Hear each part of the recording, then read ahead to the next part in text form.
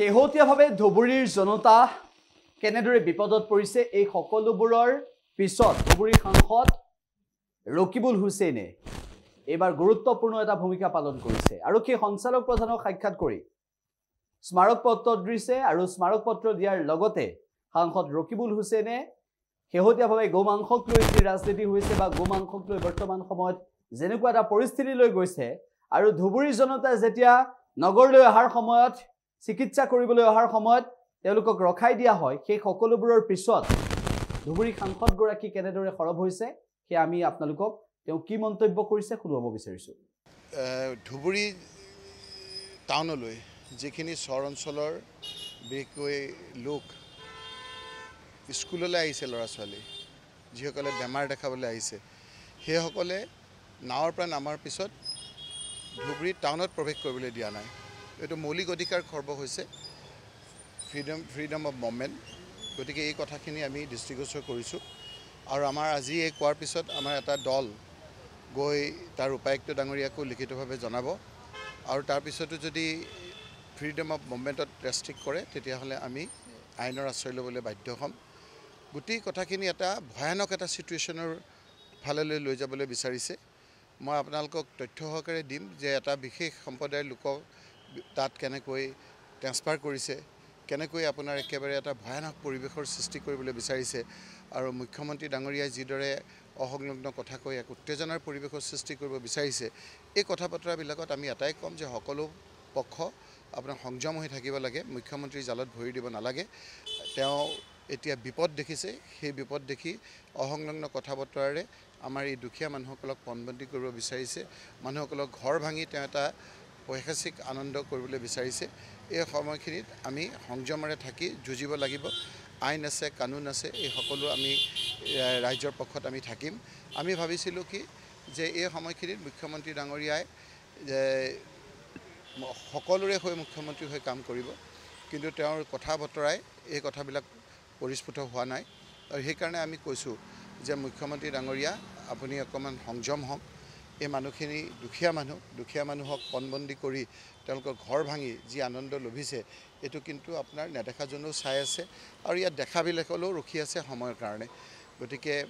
আমি বাকী যিখিনি কথা 1:30 বজাত আমাৰ এপইণ্টমেণ্ট পোৱাৰ পিছত আইন অনুযায়ী আমি চিফ ছেক্ৰেটাৰীক কথাখিনি দিম তাৰপিছতে আমি আইনৰ আশ্ৰয় ল'বলৈ বাধ্য হ'ম কাৰণ এই মানুহখিনি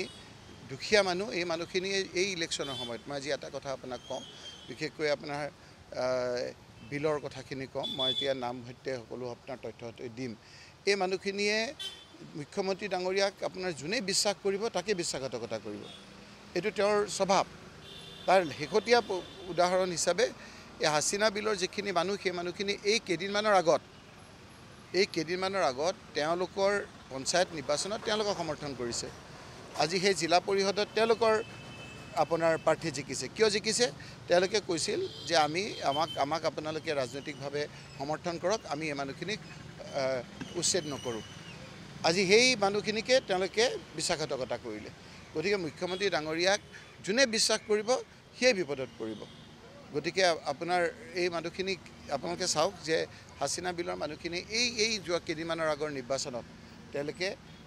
শাসক পক্ষৰ প্ৰাৰ্থীসকলক জিকাইছে আৰু ৰাজহুৱাকৈ তেওঁলোকে কৈছিল যে আমাক যদি ভোট দিয়ে তেতিয়াহ'লে আমাক যদি ৰাজনৈতিকভাৱে আপোনালোকে সহায় কৰে আমি আপোনালোকক ৰক্ষণাবেক্ষণ দিম একমাত্ৰ মুখ্যমন্ত্ৰী হৈ থাকিবৰ কাৰণেই আজি এনেধৰণৰ কথা বতৰাবিলাক কৰিছে গতিকে ৰাইজে এই কথাবিলাক দেখি আছে আৰু ৰাইজে সময়লৈ অপেক্ষা কৰি আছে আমিও 1:30 বজাৰ পিছত আকৌ আপোনালোকক লগ খাম 12 তাৰিখে মই ধুবুৰীত আছোঁ তাৰিখবিলাক কৈ আছোঁ 12 তাৰিখে মই তাত আছোঁ ধুবুৰীত 13 তাৰিখে মই গোৱালপাৰাত আছোঁ 14 তাৰিখে মই হাটশিঙিমাৰীত আছোঁ কথাখিনি বুজি পাইছেনে এইকেইটা দিনৰ ভিতৰতে যিমান গৈছোঁ বাকীবিলাক কোন গৈছে চাওক এতিয়া মই কৈছোঁ যে মই গ'লে যদি হৈ যায় মই তাতে থাকিম তাত হৈ যায় মই তাতে থাকিম আমি কৈছিলোঁ ইলেকশ্যনৰ সময়ত কৈছিলোঁ যদি আমাৰ চৰকাৰ কেন্দ্ৰত হয় তেতিয়াহ'লে আমি এইখিনি ৰক্ষণাবেক্ষণ দিম ৰাইজে বুজি পাইছে এটি সময়ত আমি ৰাজনীতি কৰিবলৈ বিচৰা নাই যদি ৰাজনীতি কৰিব লাগে ৰাজনীতিৰ কথাবিলাক আমি ক'ম এতিয়া আমাক বাদ দিও যদি ক'ৰবাত শান্তি হয় হওক মোৰ কোনো আপত্তি নাই কেৱল যে আমি ৰাজনৈতিকভাৱে আমাক সহায় কৰি থাকিব লাগিব এই কথা নহয় এই সময়ত ৰাজনীতিৰ সময়ত মইতো আহ্বান কৰিম বিৰোধী পক্ষ যিসকলে বিজেপি বিৰোধী লোক আছে মই কংগ্ৰেছ হিচাপে মই ব্যক্তিগতভাৱে ক'ম যে এই সময়খিনিত আহক আমি সকলো একগোট হওঁ মই ৰাজহুৱাভাৱে কৈছোঁ সকলো একগোট হওঁ এই বিপদৰ সময়ত মানুহ সকলোকে আমি সহায় কৰোঁ হ'ব ৰাজনীতিৰ ক্ষেত্ৰত যি হয় হৈ থাকিব আমাক যদি ক'ৰবাত বেয়া পাইছে সেইটো আমি সময়ত আপোনাৰ ৰাইজে উচিত সিদ্ধান্ত ল'ব কিন্তু মই এইকেইটা দিন তাতে আছোঁ এতিয়া মই সোমালে যদি ভাল হৈ যায় তেতিয়া মই সোমাম নাথাকাৰ কি কথাটো আছে আজি যদি মুখ্যমন্ত্ৰী ডাঙৰীয়াই কয় যে মই ৰিকমেণ্ড কৰিছোঁ অমুকটো কৰিলে আপোনাৰ হ'ব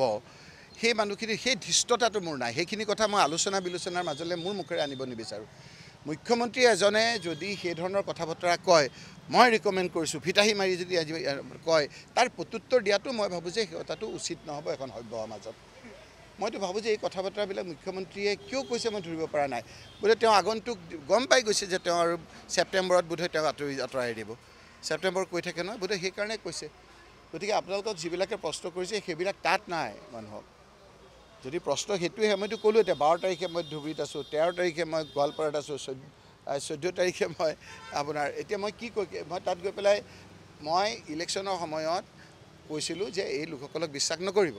তেওঁলোকে আমাৰ কথাটো বাদ দিলে মই লোকসভাৰ কথা মই ইমিডিয়েট কথাটো কৈছোঁ আমাৰ কথাটো বাদ দি বিজেপি সমৰ্থিত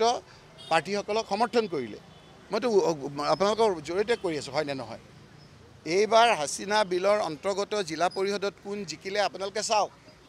আমাৰ কথাটো ক'বলৈতো সহজ আমি এটা মানে আপোনাৰ বিৰোধী পক্ষতো আছোঁ আৰু আমাক খোজপাৰি ভালো পায় গতিকে ইমান খোজপাৰি থাকিলে ময়ো কিছুমান কথা মুখ খুলিব লাগিব আপোনাৰ এইবিলাক তেওঁক যোনে সাপক বিশ্বাস কৰিলেও তেওঁক বিশ্বাস কৰিব নালাগে মই আজি মই এইমাত্ৰ শুনিলোঁ এইবিলাক মুখ ৰোচক কথা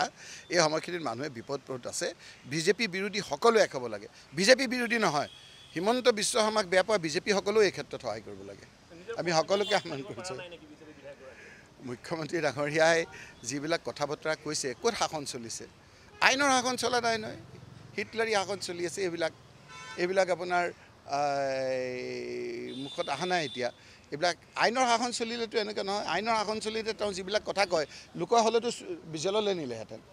যিবিলাক কথা কৈছে আমি অমুকত গৈ অমুকটো পেলাই থৈ আহা তাৰপিছত আকৌ মুখ্যমন্ত্ৰী এজনৰ কথা বতৰা আমি উত্তৰ দি আছোঁ আপোনালোকে শুনিছে আৰু সেই কথাবিলাক টিভিত বজাব গতিকে আমিও একে জালতে ভৰি দিলোঁ মানুহখিনিক এই সময়খিনি সহায় কৰিব লাগে